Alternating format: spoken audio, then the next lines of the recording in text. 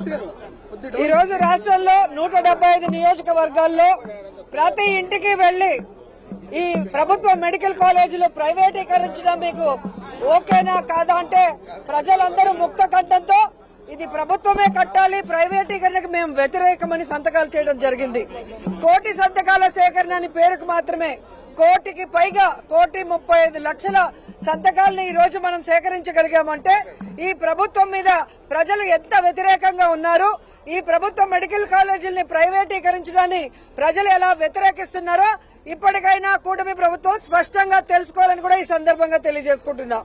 ఈ రాష్ట్రాన్ని 17 మంది ముఖ్యమంత్రులు పరిపాలిస్తే ఎవరూ చేయనటువంటి విధంగా జగన్మోహన్ రెడ్డి గారు 17 మెడికల్ కాలేజీలకి శ్రీకారం చుట్టాడు.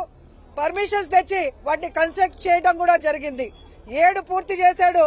మిగతా 10 పూర్తి చేయాల్సిన బాధ్యత కూటమి ప్రభుత్వం మీద ఉంటే ఈ రోజు నాకు 40 ఏళ్ల సర్వీస్ ఉంది, నేను ఢిల్లీలో చక్రం తిప్పే హైదరాబాద్ కట్టానని చెప్పుకునే వ్యక్తి కనీసం 10 మెడికల్ కాలేజీలు కట్టలేకపోతున్నాడంటే ఎంత సిగ్గుచేటో ఒకసారి మీ అందరూ కూడా ఆలోచించాలి. ఈ రోజు పేద విద్యార్థులు ఎవరైతే డాక్టర్ల వాళ్ళని కలలు కన్నారో వాళ్ళ కలల్ని కల్లలు చేస్తూ పేదలకి ఉచిత వైద్యం అందుతుంది, ఈ మెడికల్ కాలేజీలో సూపర్ స్పెషాలిటీ హాస్పిటల్స్ వస్తాయని కలలు కన్న వాళ్ళ కలలు కల్లలు చేసే విధంగా ఈ ప్రభుత్వ మెడికల్ కాలేజీని ప్రైవేటీకరించడం చాలా దురదృష్టకరం, దుర్మార్గం. ఎందుకంటే చంద్రబాబు నాయుడు ఇప్పటికి 4 సార్లు ముఖ్యమంత్రి అయ్యాడు కానీ ఒక్క మెడికల్ కాలేజ్ అయినా కట్టాడా? రాష్ట్రంలో కట్టలేదు, కనీసం కుప్పల్లో కూడా కట్టలేకపోయాడు.